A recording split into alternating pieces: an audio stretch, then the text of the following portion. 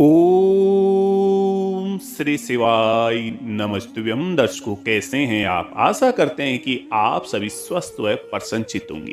प्यारे दर्शकों, आपको सबसे पहले यह बता दूं कि आज का जो वीडियो है उसमें हम आपको किसी भी प्रकार का कोई उपाय नहीं बताने वाले हैं, बल्कि आपको एक प्रसंग सुनाने वाले हैं। कहा जाता है कि इस प्रसंग को सुनने वाले हमेशा वैकुंठ को प्राप्त होते हैं और उनको स्वर्ग में स्थान मिलता है। साथ ही साथ जब तक वह पृथ्वी लोक पर आते रहते हैं, यहाँ पर उसको किसी भी प्रकार की धन्य धान्य की कोई कमी नहीं रहती है। इस प्रसंग को सुनने के बाद उसे सभी सफलता प्राप्त होती है। प्यारे दर्शकों, हनुमान जी के सुंदरकांड का ये बहुत ही अच्छा प्रसंग है। इस प्रसंग को आपको जरूर सुनना है। प्यारे दर्शकों, कहा जाता है कि किसी भी बड़े काम की शुरुआत करने से पहले घर परिवार के बड़े लोगों का आशीर्वाद जरूर लेना चाहिए। दर्शकों, इस प्रसंग में आगे बढ़ने से पहले जो दर्शक अभी अभी हमसे इस चैनल पर नए जुड़े हैं तो चैनल को सब्सक्राइब कर ले, साथ ही साथ बेल आइकन को जरूर ऑन कर ले, वीडियो को लाइक और शेयर जरूर कर दे। प्यारे दर्शकों, किसी भी काम की शुरुआत करने से पहले घर परिवार और समाज के बड़े लोगों का आशीर्वाद और सलाह जरूर लेनी चाहिए। ऐसा करने से सकारात्मकता के साथ ही काम करने का साहस मिलता है। ये बात हम हनुमान जी से सीख सकते हैं।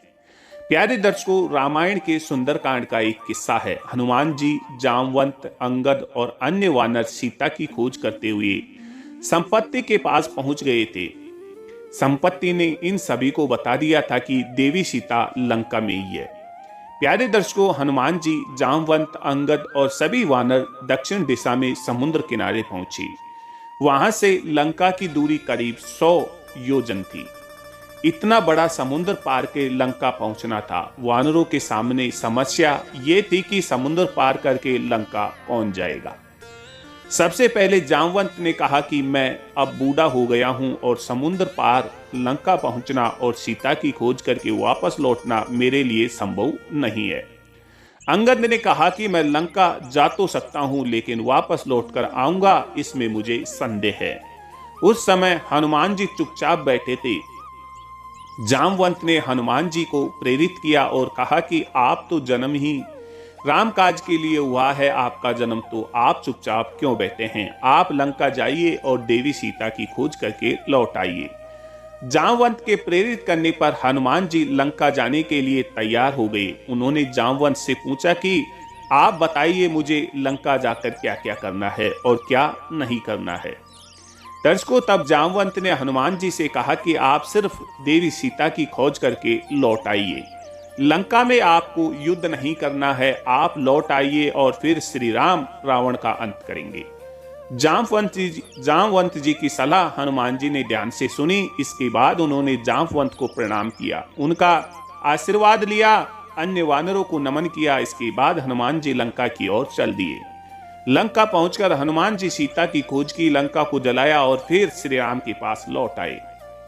प्यारे दर्शकों, इस पूरे प्रसंग से हमें यह सीख मिलती है कि हनुमान जी ने हमें यह सीख दी है कि हमें जब भी कोई बड़ा काम करना हो तो घर परिवार के बड़े लोगों से सलाह जरूर लेनी चाहिए और बड़ों का आशीर्वाद लेकर काम की शुरुआत करनी चाहिए। जब हम इस बात का ध्यान रखते हैं तो हमें सफलता जरूर प्राप्त होती है। प्यारे दर्शकों, हनुमान जी ने भी जामवंत जी से आज्ञा ली थी लंका में जाने की और वे लंका गए थे।